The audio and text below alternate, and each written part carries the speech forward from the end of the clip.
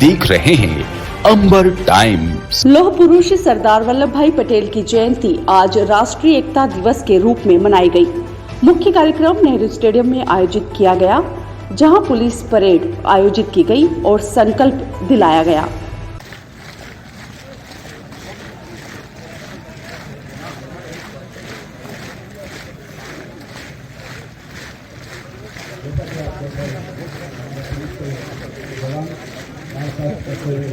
इस मौके पर एकता दौड़ का आयोजन किया गया, जिसमें बड़ी संख्या में लोगों ने भाग लिया।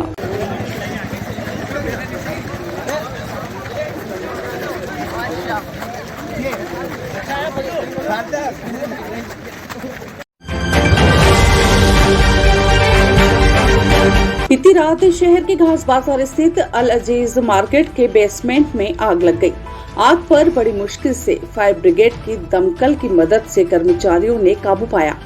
मौके पर पुलिस एवं प्रशासन के अधिकारी भी पहुंच गए थे। यह घटना है करीब रात 9 बजे के लगभग की। शहर के घास बाजार स्थित अजीज मार्केट के बेसमेंट में एक जूते चप्पल का गोदाम था।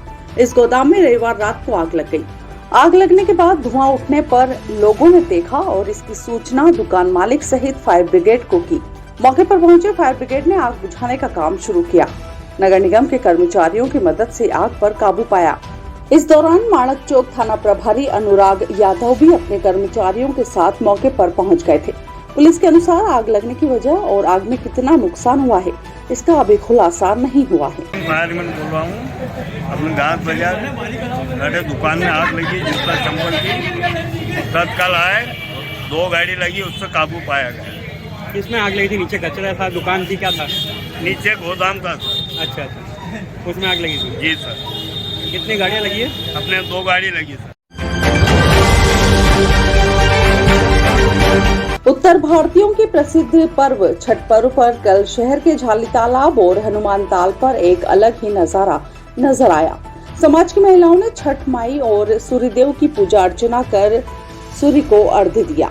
उत्तर भारतीयों के प्रसिद्ध उपासना का महापर्व छठ पर्व को लेकर समाज की महिलाओं ने 36 घंटे का निर्जला व्रत करते हुए रविवार शाम को सूर्यदेव को अर्घ्य दिया। मनोकामना पूरी होने पर कई पुरुषों ने भी व्रत किया था। शाम 5 बजे से समाज के पुरुष पूजा की थाल लेकर परिवार की महिलाओं के साथ शहर के झाली तालाब और हनुमान ताल पहुँचे। महिलाओं ने छठी मैया की पूजा अर्चना की। झाली तालाब पर गांधीनगर रेलवे कॉलोनी क्षेत्र के लोग पहुंचे और पूजा अर्चना की। सोमवार की सुबह निर्जला व्रत करने वाली महिलाओं ने सुबह सुबह सूर्यदेव को अर्घ्य देकर व्रत पूरा किया।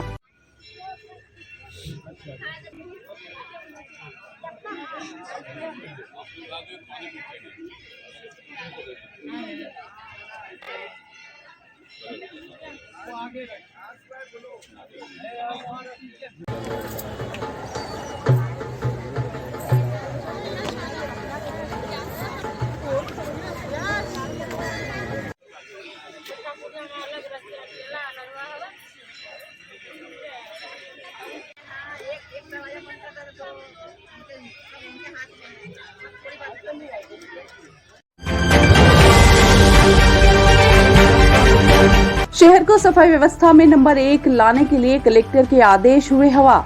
जिस विभाग को सफाई की जिम्मेदारी दी, उसी विभाग में मिली गंदगी। कलेक्टर नरेंद्र कुमार सूर्यवंशी ने 1 माह पूर्व सभी शासकीय विभागों में साफ सफाई के निर्देश दिए थे और कहा था कि साफ सफाई बरतने वाले नागरिकों को सम्मानित किया जाएगा। इसके साथ ही सभी शासकीय कार्यालयों में भी सफाई के निर्देश दिए थे और जहां गंदगी पाई जाएगी वहां स्पॉट फाइन करने के आदेश भी दिए गए थे। कलेक्टर के आदेश का पालन नगर निगम के स्वास्थ्य विभाग के द्वारा किया गया। 1-2 दिन तक यह मुहिम चली, उसके बाद ठंडे बस्ते में पड़ गई। जिस विभाग के पास यह जिम्मेदारी है, उसी विभाग में गंदगी पड़ी हुई। नगर निगम कार्यालय के पास बने फायर स्टेशन के पीछे गंदगी पड़ी हुई है और यहाँ शराब और बियर की बोतल भी नजर आई। अब नगर निगम अपने कार्यालय को ही साफ नहीं कर पा रहा है तो शहर के बाकी की तो सफाई कौन करेगा। वहीं कलेक्टर के आदेश की भी खुलेआम धज्जियां उड़ रही है। कलेक्टर ने यह भी कहा कि घर के आगे कचरा फेंकने वाले व्यक्तियों के विरुद्ध स्पॉट फाइन में कतई देरी नहीं की जाए तथा सफाई रखने वाले नागरिकों को सम्मानित भी किया जाना चाहिए। कलेक्टर ने निर्देश दिए कि जिला मुख्यालय पर सभी शासकीय कार्यालयों का भी निरीक्षण किया जाना चाहिए। जहां गंदगी पाई जाए उस कार्यालय प्रमुख के विरुद्ध स्पॉट फाइन किया जाए। इसमें कलेक्टर कार्यालय, पुलिस अधीक्षक कार्यालय, जिला पंचायत कार्यालय सहित सभी कार्यालयों को शामिल किया जाना होगा। जावरा की 24वीं बटालियन से एक आरक्षक की पिस्टल और 35 जिंदा कारतूस चुराने वाले आरोपियों का पुलिस ने खुलासा करते हुए इन आरोपियों को गिरफ्तार कर लिया है। ये सभी आरोपी धार जिले के निवासी हैं। सभी आरोपी को कोर्ट में पेश किया गया है, जिसमें से 2 आरोपी को जेल भेज दिया गया और 4 आरोपी को पुलिस ने रिमांड पर लिया है। इन आरोपियों से और भी पूछताछ जारी है। 23 अक्टूबर की रात्रि को जावरा स्थित 24वीं बटालियन के परिसर में 5 आवासों के ताले टूटे पाए गए थे। इनमें से एक आवास आरक्षक लक्ष्मण सिंह का था, जो सेलाना विधायक हर्ष विजय गहलोत का गनमैन था। उसके आवास से उसको मिली पिस्टल और 35 जिंदा कारतूस चोरी हुए थे। इस सनसनीखेज वारदात के बाद जावरा पुलिस सख्ते में आ गई थी। जावरा पुलिस ने चोरी की वारदात का पता लगाने के लिए दिन रात एक कर दिए। कई सीसीटीवी फुटेज खंगाले गए। सीसीटीवी फुटेज में ही पुलिस को एक कार संदिग्ध दिखी। उस कार के नंबर से पता करते हुए पुलिस चोरी की वारदात के आरोपियों तक पहुंच पाई। यह सभी आरोपी धार जिले के निवासी हैं और इन लोगों ने चुराई गई पिस्टल से गांव पहुंचने के बाद 3 हवाई फायर भी किए थे। पुलिस ने इनसे पिस्टल और 35 जिंदा कारतूस जब्त किए हैं। ये सभी लोग जावरा के शहीद भगत सिंह कॉलेज के मैदान से पकड़े गए हैं।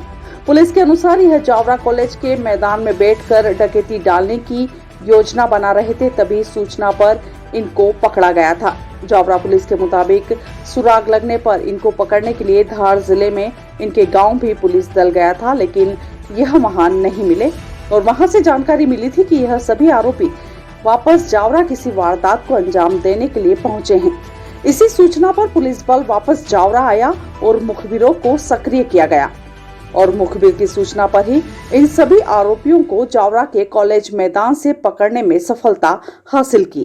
थाना प्रभारी वीडी जोशी साहब और आईए जावरा थाना प्रभारी प्रकाश गरडिया और उनकी पूरी टीम को बहुत बहुत बधाई देना चाहूँगा कि उनके अथक प्रयास से ये जो काफ़ी चैलेंजिंग टास्क था ये हमने अचीव किया है और ये हमारे लिए काफ़ी एक चुनौती थी, जिसको हमारे सभी दोनों थाना प्रभारियों ने, इनके अधिकारियों ने और ख़ास करके हमारे जवान हैं, मैं उनको सबसे ज़्यादा उनको बधाई देना चाहूँगा क्योंकि उनके अथक प्रयास से ये हमको ये मुकाम मिला है। सर, जो मुलजिम पकड़ाए हैं ये कहाँ के हैं, किस प्रकार के, पहले भी डकैती कर चुके हैं, किस तरह की चोरियाँ कर चुके हैं?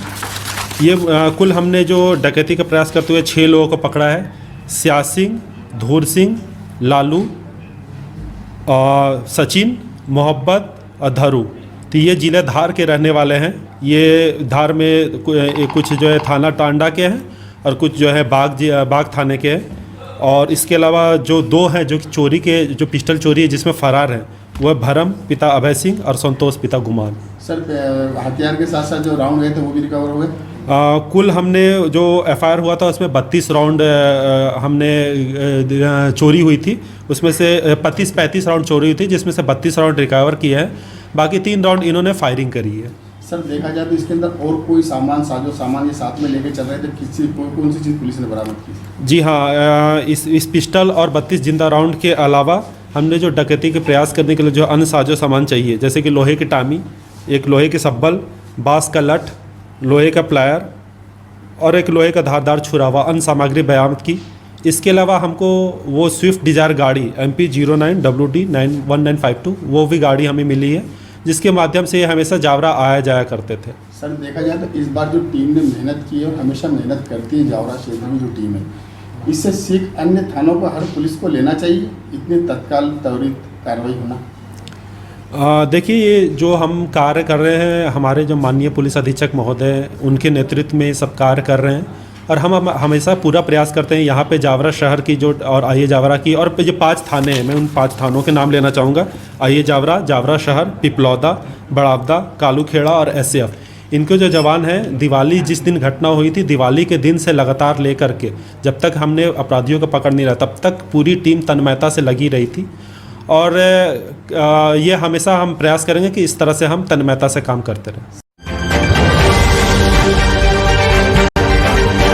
रतलाम जिले में कुत्तों के आतंक की घटनाएं लगातार बढ़ती जा रही है। रविवार को समीपस्थ सेजावदा के बापू नगर में घर में खेल रहे 1.5 वर्षीय बालक पर एक आवारा कुत्ते ने हमला कर गंभीर रूप से घायल कर दिया।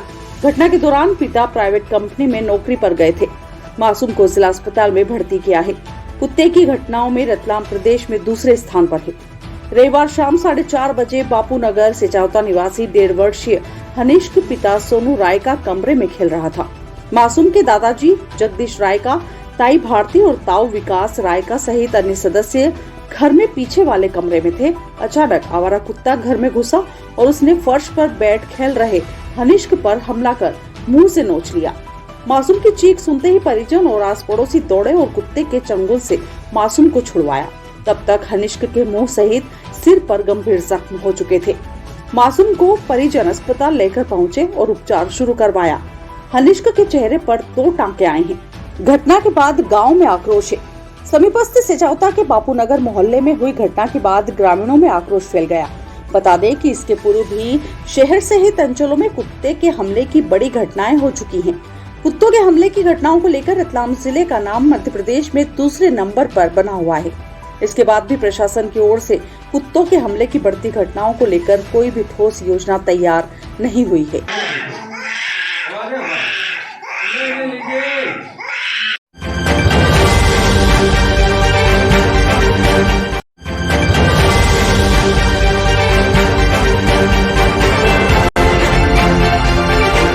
आप देख रहे हैं अंबर टाइम।